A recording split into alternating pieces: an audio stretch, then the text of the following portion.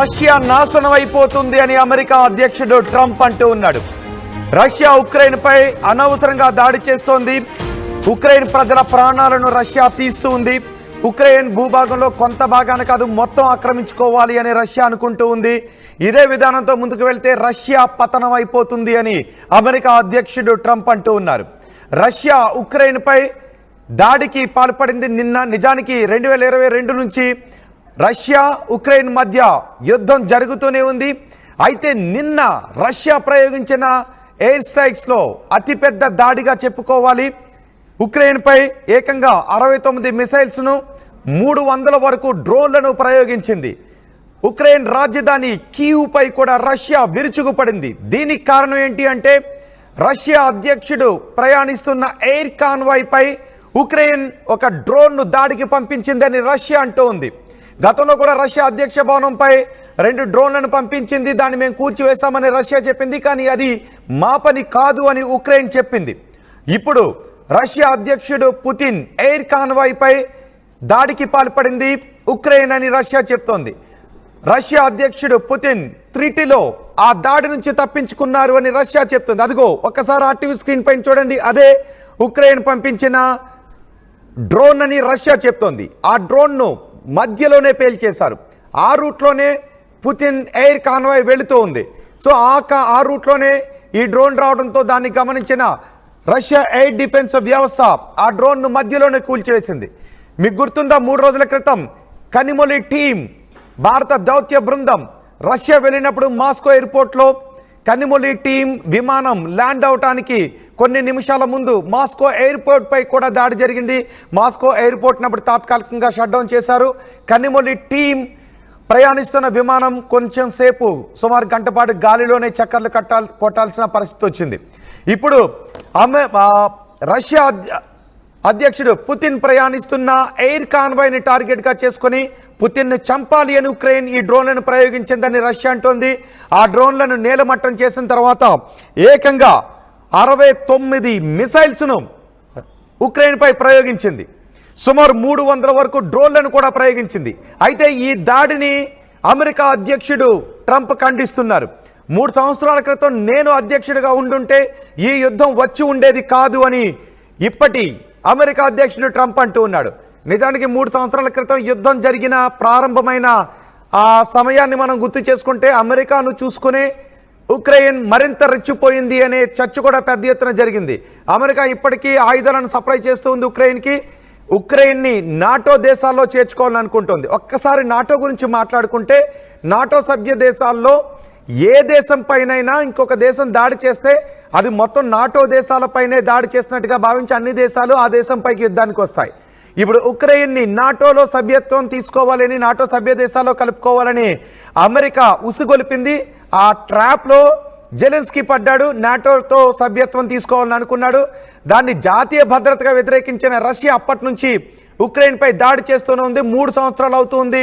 ఈ యుద్ధం ఇంకా కొనసాగుతూనే ఉంది. ఈ సమయంలో ట్రంప్ అధికారంలోకి వచ్చిన తర్వాత ఉక్రెయిన్లో కొంత భూభాగాన్ని మాకు ఇవ్వు, మీకు సప్లై చేసిన ఆయుధాలకు ప్రతిఫలంగా అని జెలెన్స్కీని అడుగుతాడు. దాంతో షాక్ అయిన జెలెన్స్కీ ఈ ట్రంప్కి ఇచ్చే భూభాగంతో పోల్చుకుంటే ఆ రష్యా ఆక్రమించుకున్న భూభాగాన్ని వదిలేయటమే బెటర్, ఈ ట్రంప్తో పెట్టుకుంటే ఏమీ బాగాలేదు, ట్రంప్ ఇక్కడ దొంగ నాటకం ఆడుతున్నాడు అని జెలెన్స్కీ అనుకున్నాడు. ఆ తర్వాత ఇద్దరి మధ్య కాల్పుల విరమణ ఒప్పందాలు చేసుకోవాలని అనుకుంటూ ఉన్నారు. కాల్పుల విరమణ ఒప్పందం చేసుకోవాలి అని అనుకుంటూ ఉన్నప్పటికీ ఆ దిశగా ఎక్కడ ముందుకు వెళ్ళడం లేదు. ఇటు ఉక్రెయిన్ రష్యాపై వరుస డ్రోన్లను ప్రయోగిస్తుంది. ఆ రోజు కనిమొలి విమానం మాస్కోలో దిగే రోజు ఏకంగా 100కు పైగా డ్రోన్లను Ukraine ప్రయోగించింది.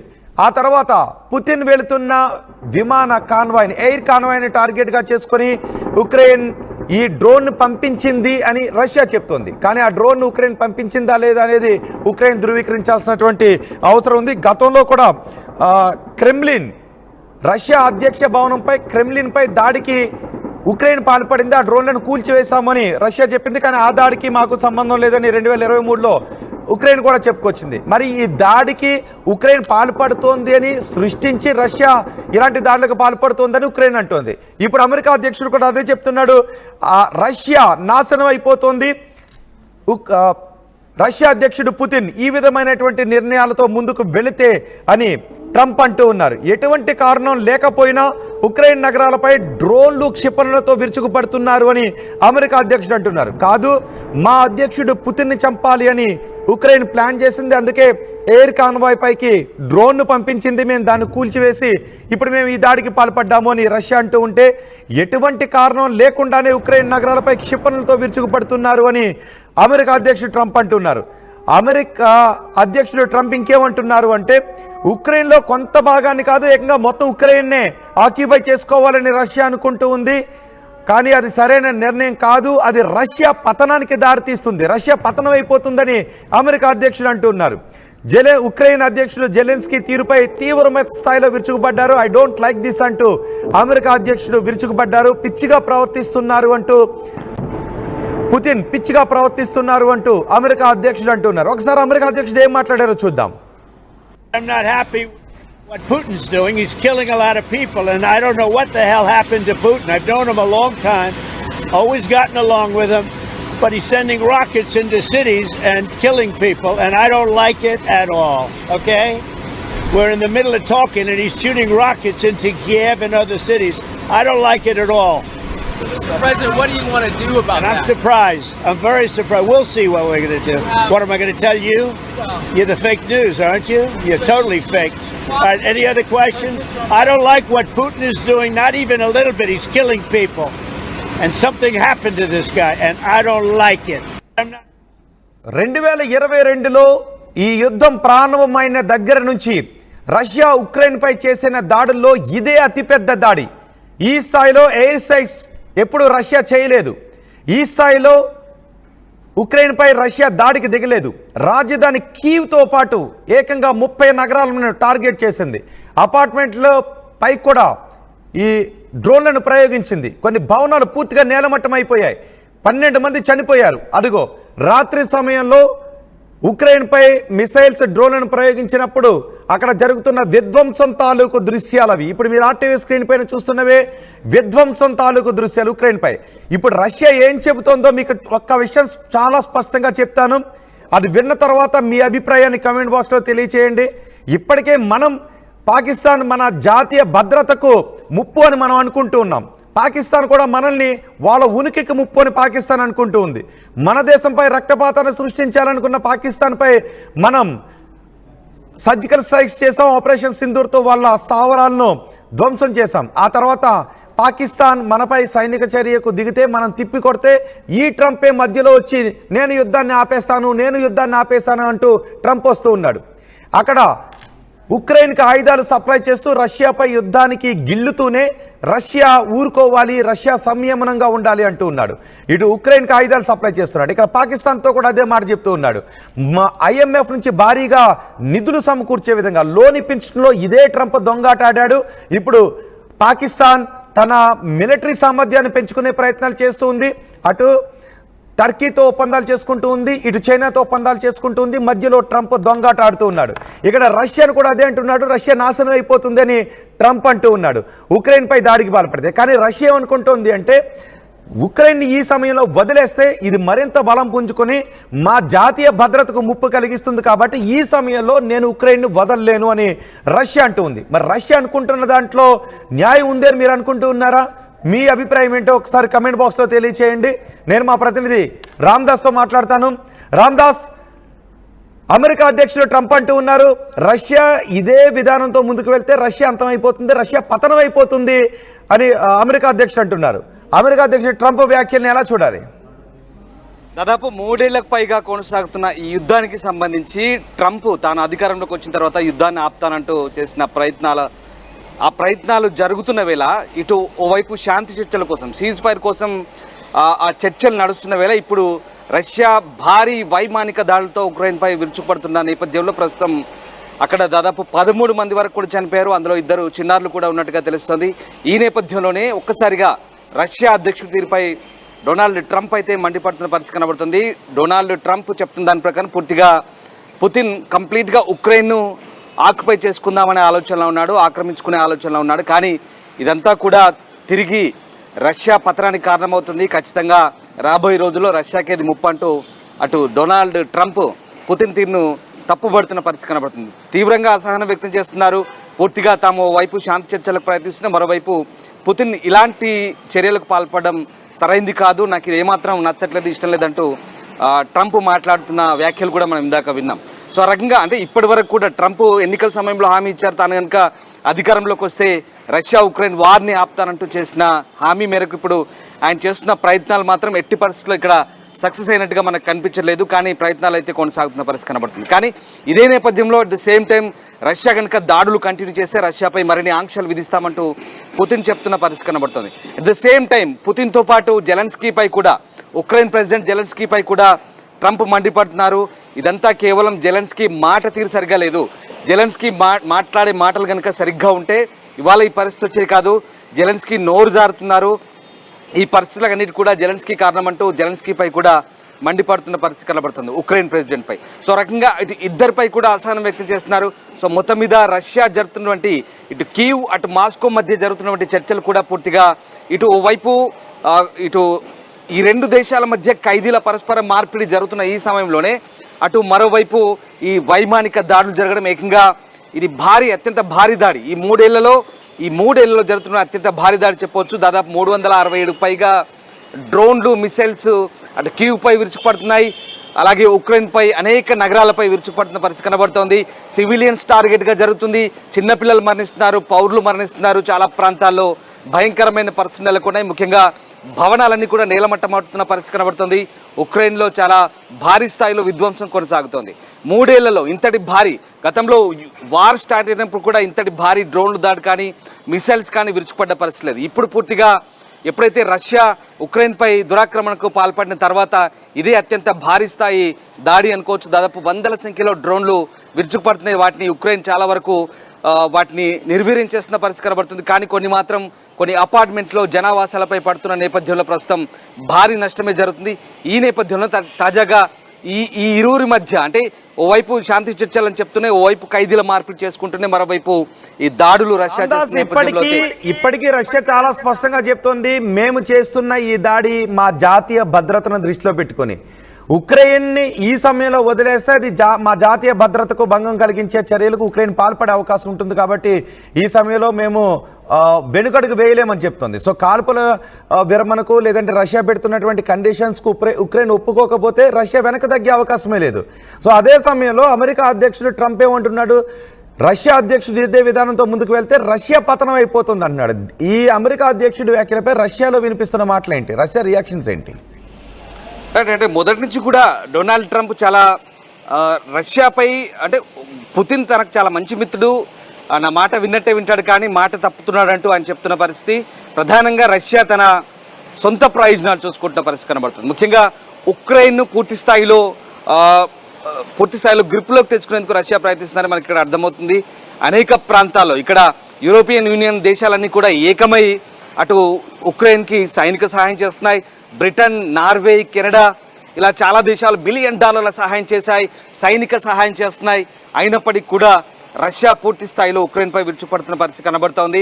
At the same time ఇటు సౌదీ వేదికగా ఈ చర్చలు కూడా జరిగాయి. ఇటు రష్యాకి ఉక్రెయిన్ మధ్య ఈ కాల్పుల విరమణ ఒప్పందం, శాంతి చర్చలు జరిపేందుకు డొనాల్డ్ ట్రంప్ మొదటి నుంచి కూడా ప్రయత్నిస్తున్నాడు. ఆంక్షల్ని పెట్టే ప్రయత్నం చేశాడు తొలుత. కానీ అటు మార్క్ రూబియో, అమెరికా విదేశాంగ మంత్రి, ఇటీవల అమెరికన్ కాంగ్రెస్లో మాట్లాడుతూ ఒకవేళ పుతిన్పై లేదా రష్యాపై ఆంక్షలు పెడితే కనుక చర్చలకు కాస్త ఇబ్బంది కలుగుతుంది, పుతిన్ ఒప్పుకోడు, కాబట్టి ఇప్పట్లోనే మేము ఈ ఆంక్షలు పెట్టామని చెప్తున్న పరిస్థితి కనబడుతుంది. కానీ ఇప్పుడు జరుగుతున్న తాజా వైమానిక దాడుల నేపథ్యంలో ఆంక్షలు పెట్టే అవకాశం ఉందంటూ పుతిన్ హెచ్చరిస్తున్న పరిస్థితి కనబడుతుంది. అంటే అమెరికా హెచ్చరికలను పెడతామనుకుంటుంటే ఆంక్షలు కూడా ఎట్టి పరిస్థితుల్లో కూడా ఆయన ఖాతరు చేయట్లేదు. పుతిన్ పెద్దగా పట్టించుకున్నట్టుగా కనబడట్లేదు. తమ దేశ సొంత ప్రయోజనాలు ముఖ్యం, తమకు కావాల్సిన తమ వైఖరి ప్రకారమే తాము వెళ్తున్న పరిస్థితి కనబడుతోంది. ఉక్రెయిన్పై దాడులు చేయొద్దంటూ యూరోపియన్ యూనియన్ దేశాలని ఒత్తిడి తెస్తున్నా, మరోవైపు అటు నాటో దేశాలు కూడా నాటోలో కూడా చేరకుండా ఉక్రెయిన్ని నివారిస్తూ ఇటు రష్యా పూర్తి స్థాయిలో ఒత్తిడి తెస్తున్న పరిస్థితి కనబడుతోంది. ఏదేమైనప్పటికీ కూడా ఇప్పటికే దీనికి సంబంధించి పూర్తి స్థాయిలో మిగతా దేశాలపై యూరోపియన్ యూనియన్లో రష్యా బెదిరిస్తున్న పరిస్థితి కనబడుతుంది. అవసరమైతే న్యూక్లియర్ వార్ కూడా సిద్ధమవుతామంటుంది, ఉక్రెయిన్ పూర్తిగా నాశనం చేస్తామంటూ చెప్తున్న పరిస్థితుల నేపథ్యంలో ఇప్పుడు ఉన్నటువంటి సిచ్యువేషన్లో ఇటు అమెరికా బెదిరింపులు కూడా ఏమాత్రం రష్యా ఖాతరు చేయట్లేదని మనకు కంప్లీట్గా అర్థమవుతుంది. రష్యాలో కూడా భిన్నాభిప్రాయాలు వ్యక్తమవుతున్నాయి. అటు మాస్కో వైపు నుంచి కంప్లీట్గా కీవ్ని కంప్లీట్గా స్వాధీనం చేసుకుందామనే ఆలోచనలోనే రష్యా ఉన్నట్టుగా అర్థమవుతుంది.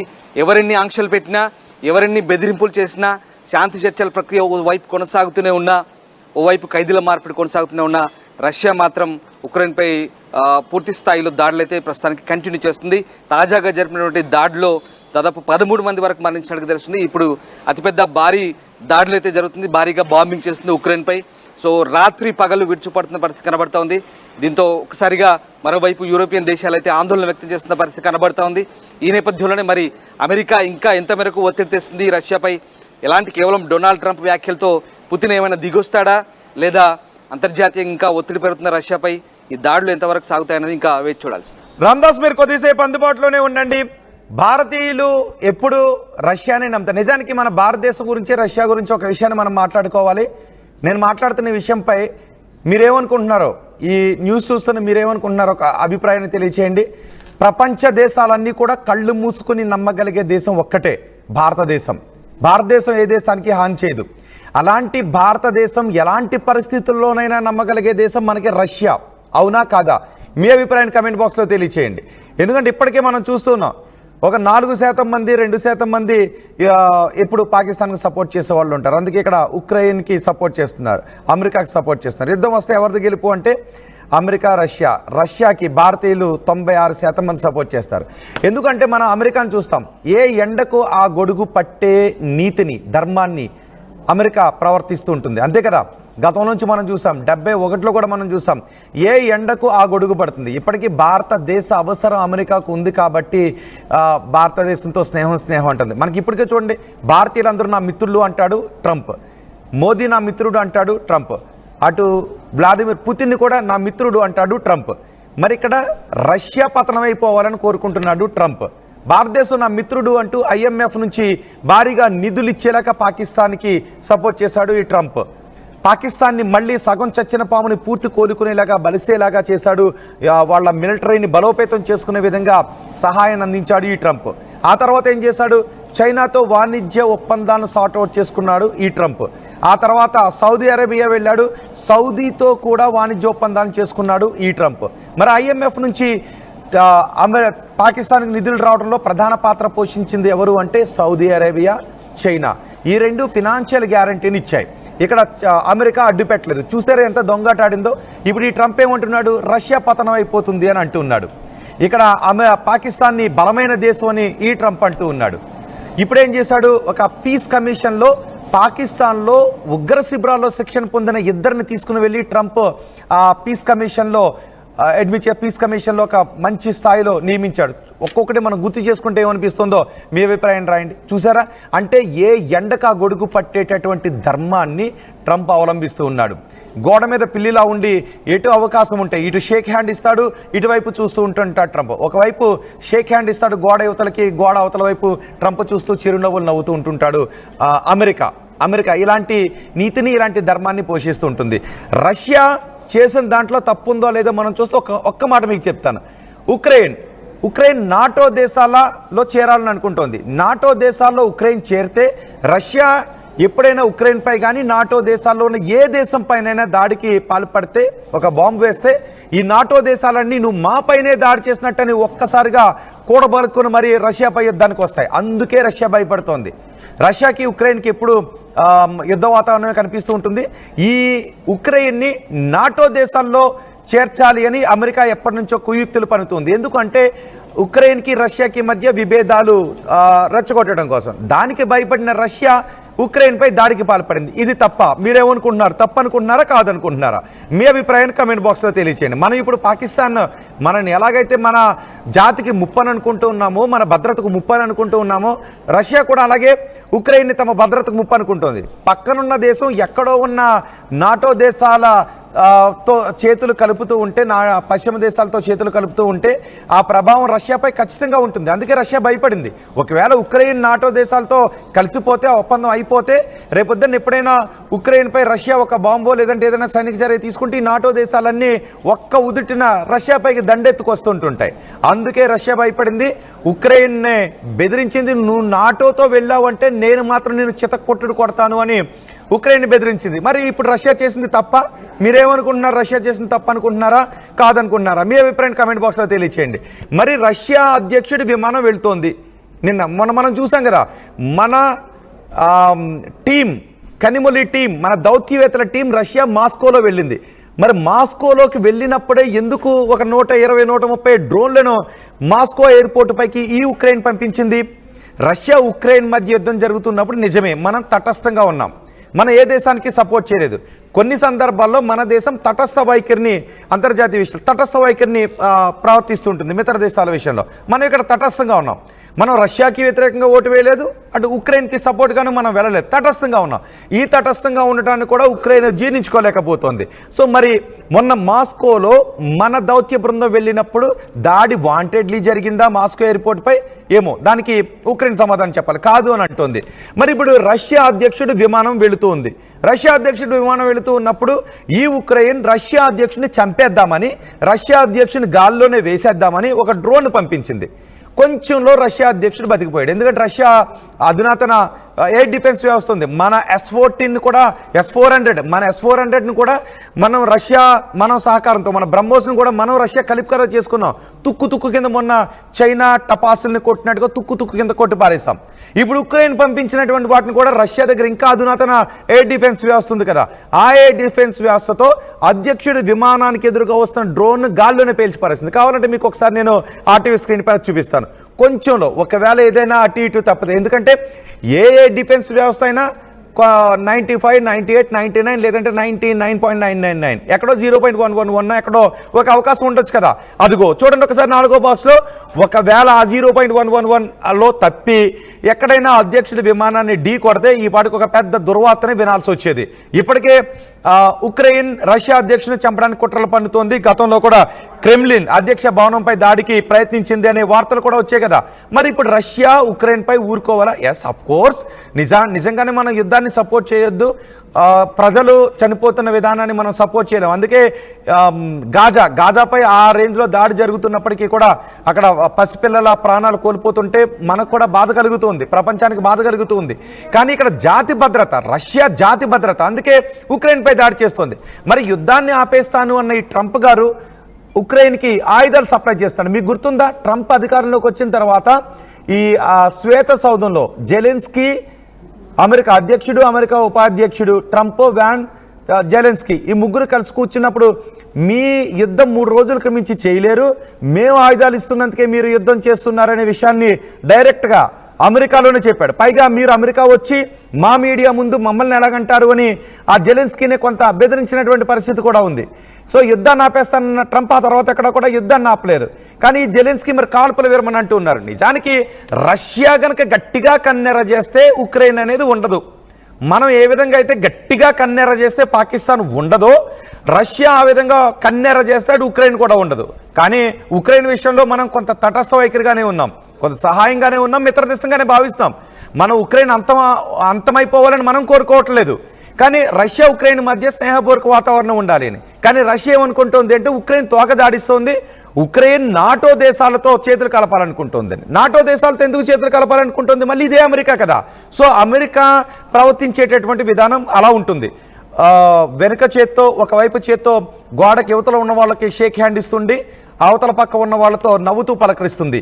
అమెరికా ఇలాంటి మాటలు, ఇలాంటి ప్రయత్నాలన్నీ చేస్తుంది. ఇప్పుడు ట్రంప్ కూడా అదే చేస్తున్నాడు. ఏకంగా పాకిస్తాన్నే బలమైన దేశం అన్నాడు. పాకిస్తాన్ ఉగ్ర శిబిరాల్లో శిక్ష పొందిన వాళ్ళను ప్రపంచ శాంతి కమిషన్, మత స్వేచ్ఛకు సంబంధించిన కమిషన్ ఒకటి ఉంటుంది, ఆ కమిషన్లో కీలక పదవుల్లో నియమించాడు. డైరెక్ట్ ఉగ్రవాద శిబిరాల్లో డైరెక్ట్ ఒక లష్కరే తోయిబాలో శిక్షణ పొందిన ఉగ్రవాదిని ఈ ట్రంప్ గారే మొన్న ఒక వారం రోజుల క్రితం తీసుకొచ్చి వాళ్ళని మంచి పదవుల్లో పెట్టాడు. మరి ఇలా ఆలోచన చేస్తున్నప్పుడు ట్రంప్ వైఖరిని ఏమనుకోవాలి? ట్రంప్ అంటూ ఉన్నారు, రష్యా అధ్యక్షుడు వ్లాదిమిర్ పుతిన్ పిచ్చిగా మాట్లాడుతున్నాడు, ఇలా చేస్తే రష్యా నాశనం అయిపోతుందని అంటూ ఉన్నాడు. మరి గాజా ఇజ్రాయెల్ మధ్య యుద్ధాన్ని ట్రంప్ ఎందుకు ఆపలేకపోతున్నాడు? గాజాలో గంటల వ్యవధిలో చిన్న చిన్న పిల్లలు చనిపోతూ ఉంటే ఈ ఇజ్రాయెల్ పై ఎందుకు ఒత్తిడి తీసుకురాలేకపోతున్నారు? చిన్న పిల్లల మరణం గురించి ట్రంప్ ఎందుకు పెద్దగా కలవ చేసుకోవట్లేదు? రష్యాపై మాత్రమే ఎందుకు ఒత్తిడి తీసుకొచ్చే ప్రయత్నం చేస్తున్నారు? రష్యా ఎందుకు నాశనం అయిపోతుంది, అంతమైపోతుందని ట్రంప్ గారు మాట్లాడుతున్నారు? ఐ డోంట్ లైక్ దిస్ అని ట్రంప్ గారు ఎందుకు అంటూ ఉన్నారు అనేది బహుశా ప్రపంచ దేశాలు కూడా ఇప్పుడు గమనిస్తున్నాయి. సో ఇప్పుడు ఈ పరిణామాలన్నీ చూస్తే మీకు ఏమనిపిస్తుంది? మీ అభిప్రాయాన్ని కమెంట్ బాక్స్లో తెలియచేయండి. మరోసారి నేను ఒక విషయాన్ని మీకు గుర్తు చేసి మళ్ళీ రామదాస్ దగ్గరికి వెళ్తాను. కళ్ళు మూసుకుని కూడా ప్రపంచ దేశాలు బ్లైండ్గా నమ్మే దేశం భారతదేశం. ఎలాంటి పరిస్థితుల్లో ఉన్నా భారత్ నమ్మగలిగేటటువంటి దేశం రష్యా. దీని గురించి మీరు ఏమంటారు? మీ అభిప్రాయాన్ని కమెంట్ బాక్స్లో తెలియచేయండి. నేను ఒకసారి మా ప్రతినిధి రామదాస్తో కూడా మాట్లాడతాను. ఎస్ రామదాస్, ఈ ట్రంప్ వ్యాఖ్యల్ని ఇప్పుడు రష్యా ఏ విధంగా తీసుకుంటుంది? ఎందుకంటే ఇలాగే చేస్తే మొత్తం ఉక్రెయిన్నే మీరు ఆక్రమించుకోవాలని చూస్తున్నారు, అలాగే చేస్తే రష్యా అంతమైపోతుందని అంటూ ఉన్నారు ట్రంప్. ఇది చిన్న మాట కాదు. రైట్, అంటే యాక్చువల్గా ట్రంప్ చెప్తుంది ఏంటంటే ఇది 3 ఏళ్ల క్రితం ప్రారంభమైన యుద్ధం. ఇది నేను అధికారంలో లేనప్పుడు, నేను అధికారంలో ఉంటే అది వేరేలా ఉండదంటూ ట్రంప్ చెప్తున్నమాట. ట్రంప్ మొదటి నుంచి కూడా ఏదో పెద్దన్న పాత్ర పోషించాలి అని కలలు కంటున్నాడు, కానీ ఇక్కడ సాధ్యమయ్యే పరిస్థితి కనబడట్లేదు. రష్యా పెద్దగా పట్టించుకున్నట్టుగా కనబడట్లేదు. అండ్ మీరు ఇందాక చెప్పిన కొన్ని అంశాలు నేను కూడా చెప్పదలుచుకున్నాను. ఎందుకంటే ఇదే పశ్చిమ దేశాలు అమెరికాతో సహా IMFలో కూడా ద్వంద్వ వైఖరిని అవలంబించాయి. మొన్న పాకిస్తాన్కి ఎలాగైతే నిధులు ఇప్పించాయో అలాగే రష్యా విషయంలో అడ్డుపడ్డాయి. రష్యాకు ఆర్థిక సహాయం చేసేందుకు ఈ పశ్చిమ దేశాలు అమెరికాతో సహా చాలా పశ్చిమ దేశాలన్నీ కూడా అసలు వద్దని చెప్పాయి. IMFలో పూర్తిగా వ్యతిరేకించాయి. అప్పుడు రష్యాకు నిధులను అడ్డుకున్నాయి. కానీ పాకిస్తాన్ విషయంలో మాత్రం వేరేలా వ్యవహరించాయి. పాకిస్తాన్ పాపం ఏదో నష్టాల్లో ఉంది. పాకిస్తాన్కు మనం ఇప్పుడు ఇచ్చి గట్టెక్కించకపోతే పూర్తిగా పాకిస్తానీలంతా కూడా ఏదో అయిపోతారు, పాకిస్తాన్ ప్రభుత్వం అంతా ఏదో అయిపోతుందంటూ ద్వంద్వ వైఖరి. అంటే మనం మొదటి నుంచి మొత్తుకుంటున్నాం, మీరు ఇచ్చే డబ్బులతో ఉగ్రవాదాన్ని పెంచి పోషించి భారత్ పైకి ఎగదోస్తుంది పాకిస్తాన్ అని మనం చెప్తున్నప్పటికీ కూడా వినకుండా పాకిస్తాన్కు IMFలో సహాయం చేసేందుకే ఈ సోకాల్డ్ పశ్చిమ దేశాలు అమెరికాతో సహా వాళ్ళకు సహకరించిన పరిస్థితి. And same time European union నుంచి అలాగే చాలా దేశాల నుంచి కూడా సైనిక మద్దతు, ఆర్థిక మద్దతు ఉక్రెయిన్కి అందుతుంది. అలాగే పాకిస్తాన్ కూడా తమ పూర్తి సైనిక అవసరాలకు మించి ఉన్నటువంటి కొన్ని ఏదైతే సైనిక సామాగ్రిని ఉక్రెయిన్కు విక్రయించింది. ఇప్పుడు మొన్నటి యుద్ధంలో కూడా పాకిస్తాన్ చెతికిలబడడానికి అదే కారణం. ఎందుకంటే ఆర్టిలరీ గన్స్తో సహా మందుగుండు సామాగ్రితో సహా చాలా వరకు కూడా ఉక్రెయిన్కు పాకిస్తాన్ విక్రయించింది. ఉక్రెయిన్ పాకిస్తాన్ దగ్గర నుంచే కొన్నటువంటి మందుగుండు సామాగ్రి ఇప్పటికీ అక్కడ ఉంది. సో ఈ నేపథ్యంలోనే చాలా దేశాలన్నీ కూడా అంటే రష్యా విషయంలో ఒక వైఖరి, పాకిస్తాన్ విషయంలో ఒక వైఖరి, ఈ పశ్చిమ దేశాల వైఖరి మనకు చాలా పూర్తి స్థాయిలో అర్థమవుతుంది. And at the same time Kursk ప్రాంతంలో అక్కడ ఏప్రిల్లో పూర్తిగా ఆ ప్రాంతం నుంచి ఉక్రెయిన్ దళాలను తరిమికొట్టి రష్యా దళాలు అక్కడ పూర్తిగా స్వాధీనం చేసుకున్న తర్వాత ఆ ప్రాంతంలో రష్యన్ ప్రెసిడెంట్ కాన్వాయ్ ఒకటి గాల్లో వెళ్తున్నప్పుడు నిన్న పూర్తి స్థాయిలో అక్కడ ఉక్రెయిన్ డ్రోన్ అటాక్ చేయబోయింది. ఆ హెలికాప్టర్ కాన్వాయ్ని పూర్తిగా టార్గెట్ చేస్తూ ఉక్రెయిన్ చేస్తున్నటువంటి ఏదైతే దాడి ఉందో పూర్తిగా air defence system, Russian air defence system తొందరగా పసిగట్టి పూర్తిగా అక్కడంతా డిస్ట్రాయ్ చేసిన పరిస్థితి. అంటే సైబర్ అటాక్స్, డ్రోన్ అటాక్స్లో ఆరితేరినటువంటి ఉక్రెయిన్ వాళ్ళ ఇదంతా ఈ పని చేస్తున్నారు. ఇదంతా కూడా అంటే వ్యూహాత్మకమా, రష్యన్ ప్రెసిడెంట్ను హత్య చేయడమా, లేదా ఇదొక మానసిక రకమైనటువంటి యుద్ధం చేయడమా? దీనికి సంబంధించిన లోతైతే దర్యాప్తు జరుగుతుంది. కానీ ఉద్రిక్తతలు మాత్రం చాలా తీవ్రంగా పెరిగాయి. ఎందుకంటే రష్యన్ ప్రెసిడెంట్ మీద అటాక్ చేస్తే వాళ్ళు మరింత రెచ్చిపోయి ఉక్రెయిన్ మీద దాడులకైతే తీవ్రంగా పరిగణిస్తున్న పరిస్థితి కనబడుతుంది. సో ఇదంతా కూడా అంటే ట్రంప్ ఏం చెప్తున్నాడు, పుతిన్ తిడుతూనే జెలెన్స్కీ చేసినటువంటి మాటలు కానీ చేష్టలు కానీ పూర్తిగా మళ్ళీ రష్యాను రెచ్చగొడుతున్నాయి. అట్ ద సేమ్ టైం వాళ్ళకే నష్టం జరుగుతుందని చెప్తున్న పరిస్థితి. కానీ ఇక్కడ ఓవరాల్గా మనకు అర్థమైంది ఏంటంటే పశ్చిమ దేశాలు కావచ్చు, అమెరికాతో సహా ఇవన్నీ కూడా ద్వంద్వ వైఖరి అవలంబిస్తున్నాయి. ముఖ్యంగా అటు రష్యాపై కూడా అలాగే ఇండియాపై కూడా ద్వంద్వ వైఖరి అవలంబిస్తున్నాయి చాలా క్లియర్గా కనిపిస్తోంది. మరీ ముఖ్యంగా పెద్దన్న పాత్ర పోషించాలనుకుంటున్న అమెరికా విషయంలో ఇప్పుడు రష్యా ఏమాత్రం ఖాతరు చేయట్లని చాలా క్లియర్గా అర్థమవుతుంది. అనేక రకాలుగా యుద్ధాన్ని ఆపుతాను, నేనున్నప్పుడు లేదంటే అది చాలా వేరేలా ఉండేదంటూ ట్రంప్ చేసిన వైఖరి మాటలు కూడా హాస్యాస్పదంగా అనిపిస్తున్నాయి. ఏదేమైనా కూడా పెద్దగా పట్టించుకున్న దాఖలు అయితే కనపడట్లేదు. మొత్తం మీద మళ్ళీ శాంతి చర్చలకు సంబంధించి ఇప్పుడైతే ఎలాంటి పురోగతి ఉంటుంది? ఓవైపు ఖైదీల పరస్పర 2022 ఫిబ్రవరిలో ఈ వార్ మొదలైంది. దాని తర్వాత 1000 మంది ఖైదీల పరస్పర మార్పిడి జరిగింది కీవ్, మాస్కో మధ్యలో.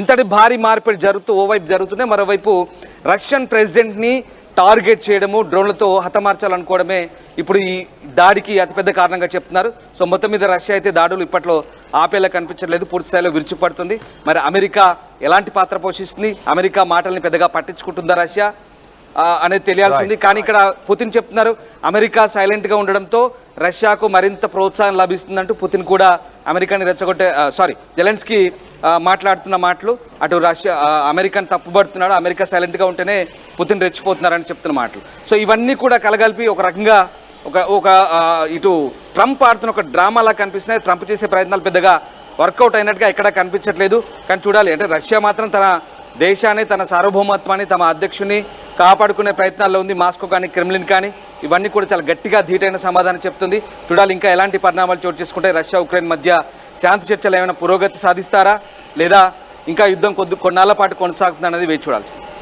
రైట్ రామ్దాస్, రష్యా పతనం అయిపోతుంది, రష్యా ఇదే విధంగా ఉక్రెయిన్పై ముందుకు వెళ్తే, ఉక్రెయిన్ ఆక్రమించుకునే విధంగా ముందుకు వెళ్తే రష్యా పతనం అయిపోతుంది అని అమెరికా అధ్యక్షుడు అంటున్నాడు.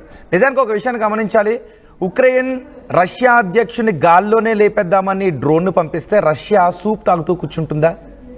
ఒకటే, రష్యా అధ్యక్షుడిని చంపేద్దాము అని రష్యా అధ్యక్షుడి విమానంపైకి ఉక్రెయిన్ ఒక డ్రోన్ను పంపిస్తే రష్యా సూప్ తాగుతూ కూర్చుంటుందా? అందుకే రాత్రి ఏకంగా ఉక్రెయిన్ పైకి ఇప్పటి వరకు కనివిని ఎరుగని విధంగా 300 డ్రోన్లను పంపించింది. 300 డ్రోన్లను పంపించింది, 69 మిసైల్స్ను ప్రయోగించింది.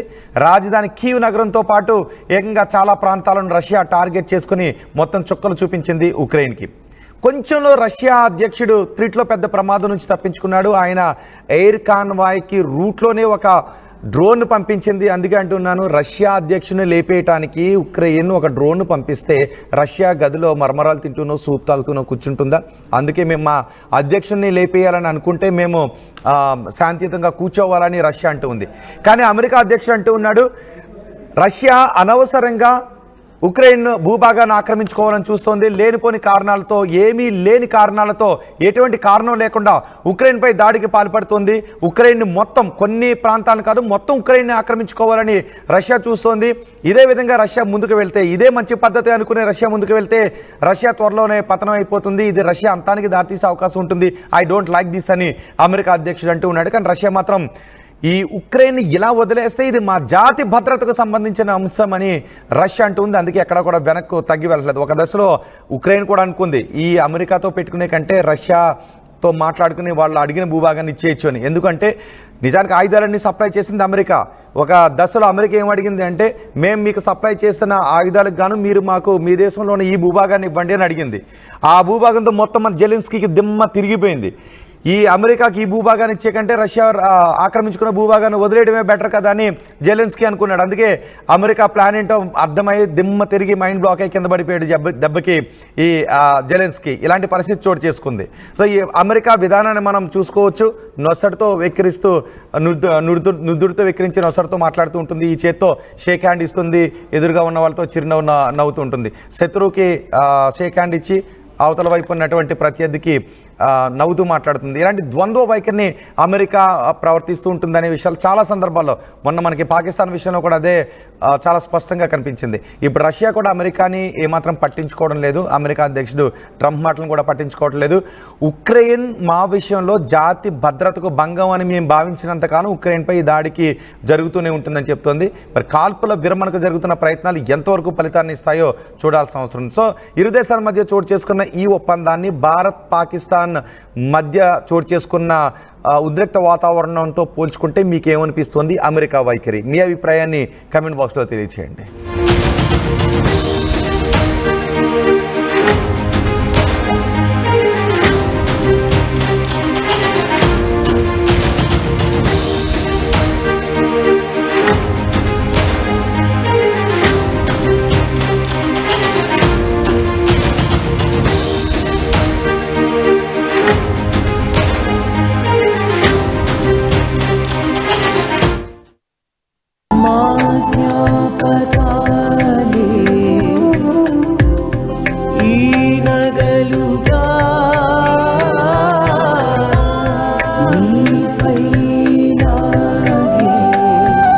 అమ్మాయి గౌరవాన్ని అమ్మలా కాపాడుతుంది.